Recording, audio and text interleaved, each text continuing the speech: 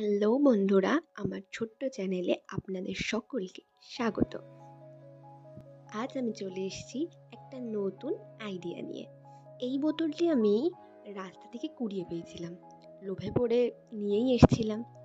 কিন্তু হলোটা কি, যে ধুতে গিয়ে ভেঙে গেল।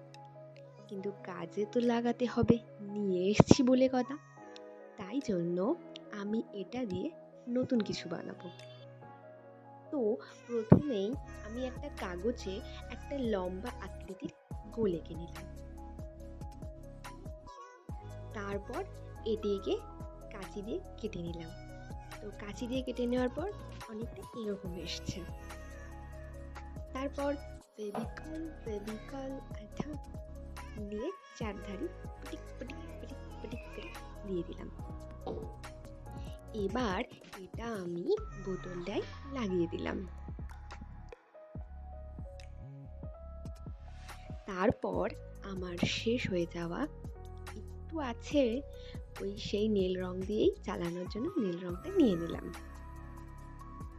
ওই নীল রংটাই বোতলটাকে ভালো করে মাখিয়ে দিলাম।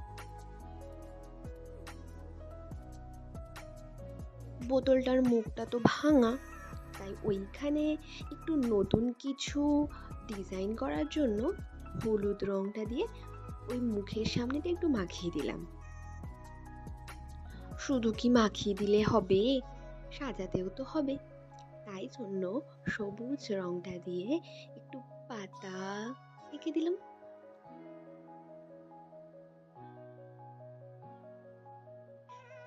পাতাগুলো আঁকার পর তারপর লাল রং নিলাম। লাল রং দিয়ে পুটিক পুটিক পুটিক করে ফুল এঁকে দিলাম।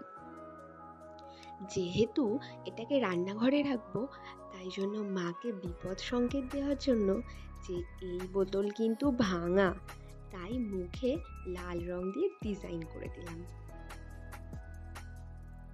এবার যে কাগজটা আঠা দিয়ে লাগিয়েছিলাম, ওই কাগজটাকে আস্তে আস্তে তুলে নেব। আমার তো একটুখানি কাগজ লেগেই ছিল। নিচটা কেমন খালি খালি লাগছিল দেখে ওইখানেও উপরে যেরকম ফুল এঁকেছিলাম সেই ফুলগুলো একটু বড় বড় করে এঁকে দিলাম। তারপর একটু লাল রং নিয়ে চারিধারে বিন্দু বিন্দু বিন্দু করে ছড়িয়ে দিলাম।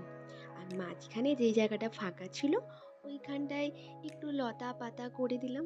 এটা লাল রং দিয়েই করেছি, আর তার সাথে একটু হলুদ রঙের ছোঁয়া লাগিয়েছি। তো